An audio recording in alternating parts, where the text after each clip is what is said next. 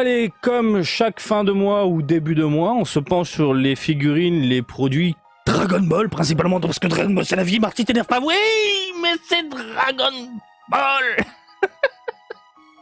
Regarde derrière moi, Dragon Ball, c'est la life, ma gueule. Donc, oui, je reviens, je redescends un petit peu. Dragon Ball.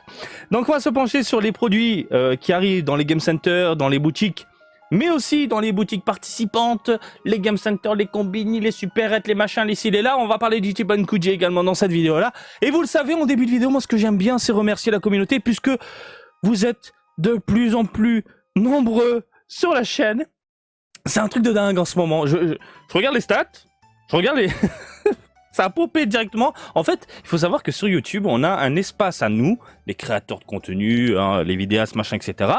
Et cet espace-là, quand on fait de jolies performances, YouTube, c'est comme un patron. Ça te tape dans le dos, ça fait des feux d'artifice, littéralement. Tu vois un feu d'artifice qui apparaît, bravo, bravo, vous avez fait énormément de vues avec cette vidéo, regardez la communauté, tout est dans le vert, machin, on te tape dans le dos. Heureusement que YouTube, ce n'est pas mon métier, et plutôt une passion, hein. Mais quand tu vois un feu d'artifice et que tu vois le nombre d'abonnés, j'étais comme ça en mode, quoi? Attends, on est vraiment si nombreux en ce moment? Ça monte en flèche, bref, je tiens à tous vous remercier de me suivre dans ma passion, de me suivre dans mon quotidien et de vous partager en fait cette passion-là, l'univers du manga, du Japon, de Dragon Ball, des figurines et des jeux vidéo. Voilà, je tiens à tous vous remercier, que vous soyez actifs sur la chaîne ou non, que vous êtes abonnés ou non, parce que les non-abonnés, vous êtes nombreux à me regarder également. Et surtout, je remercie pour ne pas changer eh bien, les membres soutiens de la chaîne, les membres premium. En fait, j'aimerais bien mettre en place quelque chose pour vous. Hein, parce que vous le savez, hein, ceux qui sont premium sur la chaîne, en fait, ils ont les vidéos en avance. Donc ce que je programme, en fait, eux, ils peuvent le voir tout de suite. Et après, ça déboule à 20 h généralement pour vous, en public, aux grands yeux de tout le monde, aux grands yeux de tout le monde. Mais j'aimerais mettre en place quelque chose pour vous. Je sais pas quoi exactement, je vais y réfléchir. Bref, merci à tous, merci à toutes, merci vraiment. Vous êtes des... Je vous ferai des turlutes. Qu'est-ce que tu dis, Martino? On est sur YouTube. Oui, j'ai pas le droit normalement de le dire, ça. Ouais, je suis excité aujourd'hui. On va revenir, on va redescendre un petit peu et on va parler donc des figurines des sorties du mois. Dans les Game Center, vous le savez, il n'y a pas de prix. Il y a des dates de sortie. Et puis voilà, on y va. Let's go pour les figurines Prize. Allez, on commence ici avec du Goku. Du Goku Matchmakers. Donc Kaioken, musclé, plutôt bien réalisé. Ça sortira le 5 décembre, 12 cm annoncé. J'ai l'impression que les figurines sont de plus en plus petites. Et donc on a un Goku plutôt bien réalisé en termes de musculature, de proportions. Malheureusement, Matchmakers oblige, on est sur de la figurine où ça va manquer un petit peu de nuance, de contraste. Hein, on aura des couleurs basiques, simplistes, sans vraiment un truc qui t'en met plein la gueule. Par contre, je m'attends à voir du mat, du moins c'est ce que j'ai l'impression, hop là, ici de visualiser. Sauf le pantalon, on est sur légèrement laqué, mais le corps, on est sur du mat. Le visage est hyper bien réalisé, je trouve. Les cheveux, c'est propre. Franchement, ça dépote. Ça dépote. On est sur de la figurine énervée, on est sur de la figurine qui veut vraiment péter des gueules, on est d'accord. Donc voilà, si vous êtes chaud, vous avez de la Matchmakers de Goku, et qui dit Goku, dit, bien évidemment, Vegeta. Donc c'est un duo, hein, pour ceux qui n'ont pas suivi cette gamme-là, en fait, on nous sort à chaque fois 2 figurines qu'on peut mettre côte à côte, limite tu te fais un mini diorama à la maison. Et donc on a un Vegeta en train de préparer son Galikoho. D'un côté, on a le Goku Kaioken légèrement rougeâtre, je trouve que ça passe. Par contre, le Vegeta, ils ont foutu une espèce de violet, pas du tout plaisant, je trouve, à l'œil. Et ça me plaît pas. À voir en vrai, pour ne pas changer, hein, parce que là, sur l'image promotionnelle, ça ne me plaît pas. À voir en vrai. Par contre, en termes de modélisation, on est sur vraiment une figurine plutôt bien réalisée. Là, je suis désolé, elle envoie du pâté, elle envoie du lourd. Putain, le photomontage dégueulasse, tu vois le détourage tout pourri. Et hop, on te met le Vegeta comme ça. Donc écoutez, je trouve que c'est pas mal, globalement. Le seul truc qui me dérange, c'est surtout au niveau des couleurs. Au niveau des couleurs. Donc ça sortira le 7 décembre également. Ensuite, on a ici de la Dimateria de Lycoum. Ça arrive le 21 décembre. 11 cm. 11 cm. Il est tout petit. C'est minuscule. Non mais là, on est... Attention, Bandai. Vous allez proposer à force des gâchapons. C'est chaud, là. Bon, la réalisation, elle est plutôt bien foutue. Je trouve que la modélisation est sympathique. Franchement, il dépote. Hein. On est sur du Varrock. Varrock, c'est un artiste japonais qui a été embauché officiellement. Voilà, pour faire du coup des figurines, et il se base principalement sur le manga de Toriyama. Et là, on est sur quelque chose de très très bien réalisé. Il y a de la veinasse un peu partout, une musculature prononcée, un visage qui dépote. Le seul défaut de cette figurine-là, à mon sens, c'est l'espèce de giclée bouillie violette qui sort de sa bouche. On dirait qu'il a fait une soirée avec Freezer. Il aurait pas dû. Parce que là, c'est un peu sale. C'est un peu sale, on est d'accord. Donc, bah écoutez, à voir. Et surtout, la question que je me pose, est-ce qu'on peut virer cet effet de merde? On verra ça le moment venu, à savoir le 21 décembre. On enchaîne avec du Broly Blood of Science spécial 17. Et elle déglingue. Elle déglingue. Donc, ils nous ressortent le Broly de Dragon Ball Super. Broly, le film qui est paru il y a maintenant 5 ans en arrière, je crois. 4 ans, 5 ans, je sais plus. Et si vous avez loupé ce personnage-là, avec ce rendu-là, cet aspect-là, c'est une bonne chose de retrouver du coup ce Broly moderne. Donc qui dit Blood of Science spécial dit également des cheveux clinquants, brillants, etc. Donc là c'est vraiment sympa. Ça sortira le 27 décembre. Voilà concernant les sorties, concernant les Game Center. Et maintenant on va passer aux sorties boutiques. Let's go. Attendez, je suis de retour ici. Alors. On enchaîne avec une SH Figure Arts, mais qui démonte sa maman, qui est vraiment superbe. On parle de Métacouleur. Franchement, le travail réalisé sur cette figurine-là, c'est juste monstrueux. Je l'avais vu de mes yeux, du moins le proto, et ça a envoyé du très très lourd. Regardez-moi ça, vous pouvez vous faire un délire à la maison. Tu peux en commander jusqu'à 100. Une personne peut commander 100 figurines, et c'est vendu à combien ? 12 100 yens. Oh putain, ouais, ils abusent un petit peu sur le prix, mais bon, ils le savent. Hein. Ils le savent que ça va claquer de la monnaie. Donc, on est sur une figurine très très bien réalisée. Le rendu, ça démonte. L'aspect brillant. J'ai rien à dire. J'ai rien à dire. Vous le savez, moi, tout ce qui est SH Figure Arts, articulation, j'ai beaucoup de mal. Mais là, franchement, c'est du 20 sur 20. Même les articulations, là, c'est pas du tout dérangeant. Tout est homogénéisé au niveau des couleurs et tout, ce côté un peu miroir qui ressort et tout sur les textures. Après, la question que je me pose, c'est est-ce que cette espèce de texture brillante là, avec le temps, et surtout au Japon, avec l'humidité, ça va pas s'effriter, tomber? Je sais pas. Mais en attendant, c'est très très beau et ça donne envie, clairement. Hein. Je pense que les fans de SH Figure Arts, ils ont déjà craqué, bien évidemment. Et puis voilà. On a ensuite une figurine attendue par énormément de monde. Une figurine qui, au final, était annulée. On savait plus. Est-ce que ça allait sortir? Je vous fais un petit récapépète. Bandai avait dévoilé cette Janemba Figure Art 0 lors d'un événement virtuel pendant Covid, quarantaine, etc., etc. Et il n'y avait pas de date, il n'y avait pas de prix. C'était en mode, tiens, on a un proto, qu'est-ce qu'on en fait? Et depuis, silence radieux, on n'a rien du tout, on ne sait pas ce qui se passe. Et évidemment, tout le monde a eu cette pensée qui est totalement logique, elle est annulée. Parce qu'on a attendu des années, et non pas des semaines ni des mois, des années, avant que Bandai se décide de la sortir officiellement. Enfin.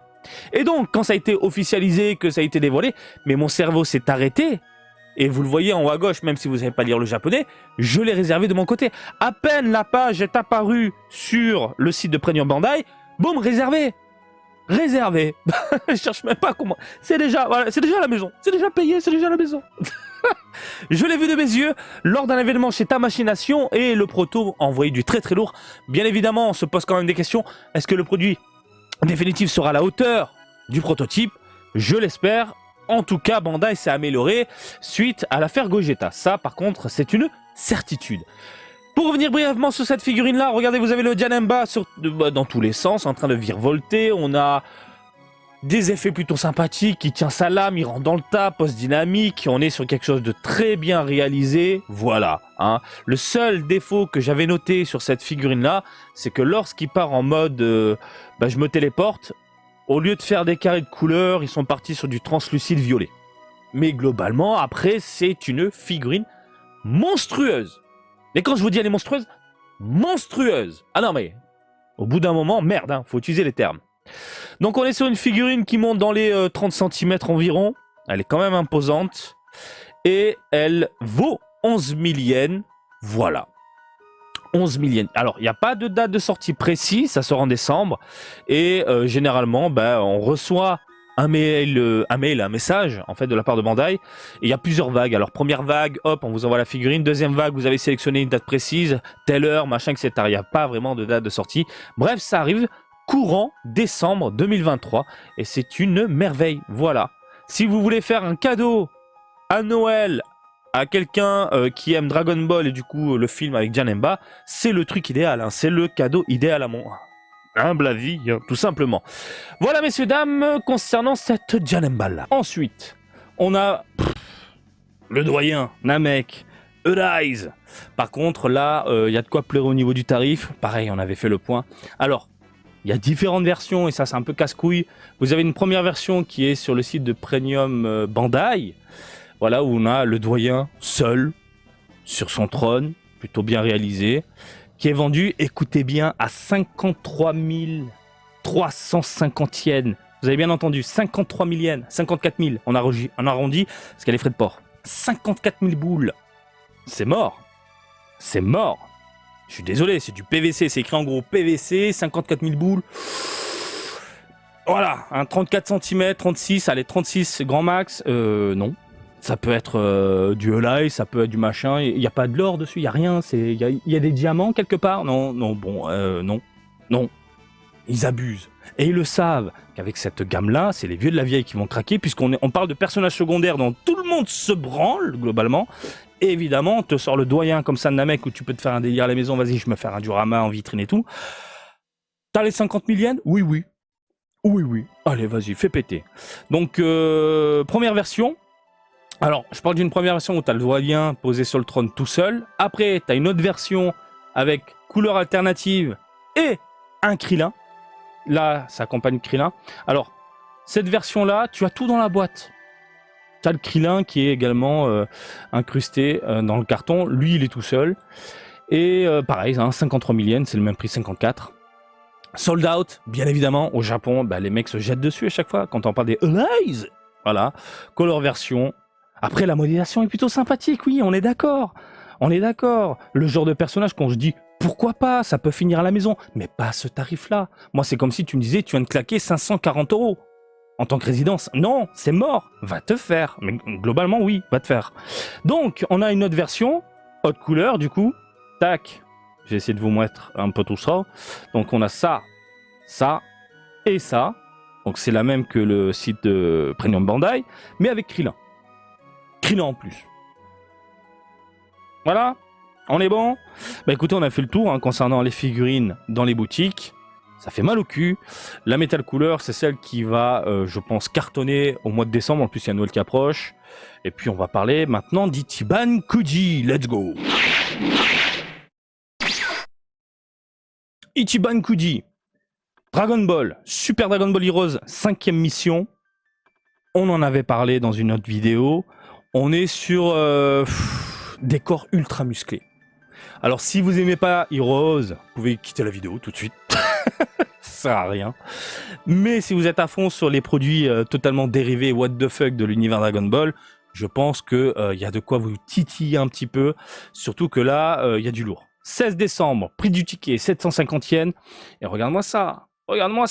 Alors, on est d'accord sur un point. On est tous d'accord sur un point, quand on avait fait la vidéo, qu'on avait fait le point dessus.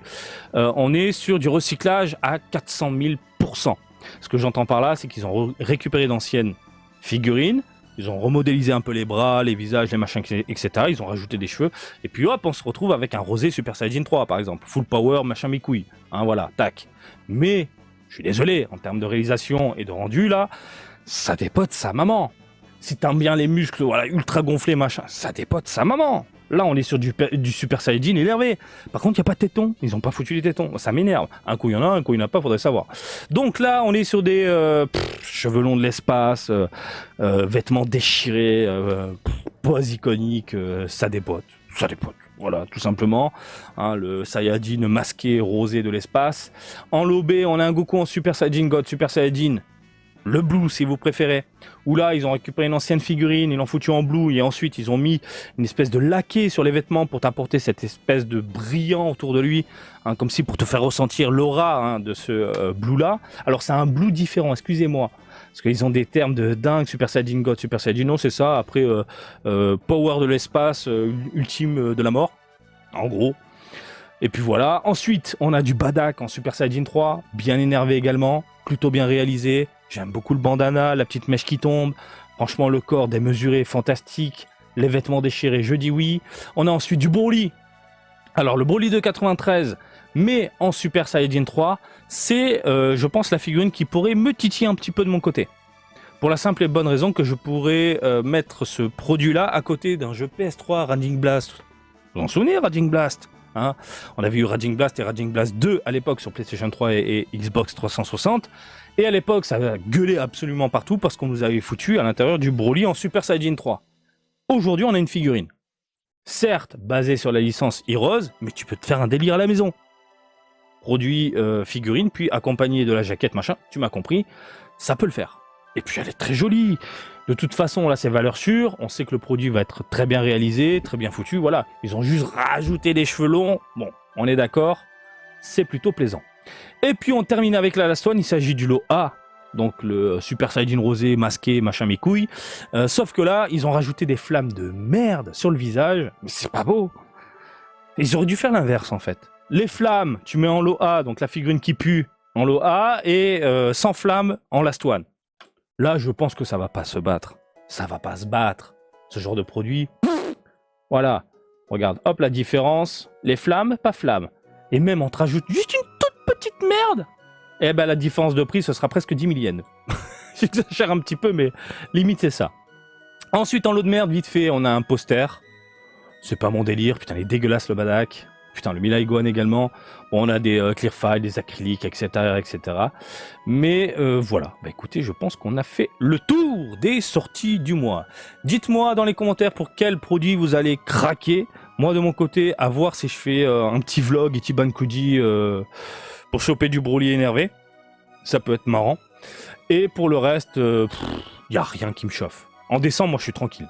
Je vais garder ma thune pour 2024, parce que vous le savez, Ichiban Koji, centré sur le tournoi, etc., typé années 80-90, ça va démonter. Et puis voilà. Comme d'habitude, je vous invite à me suivre sur Twitter, Facebook, Twitch et TikTok, Marty Japan. Et je vous dis à très bientôt. Allez, salut, bisous, ciao, ciao!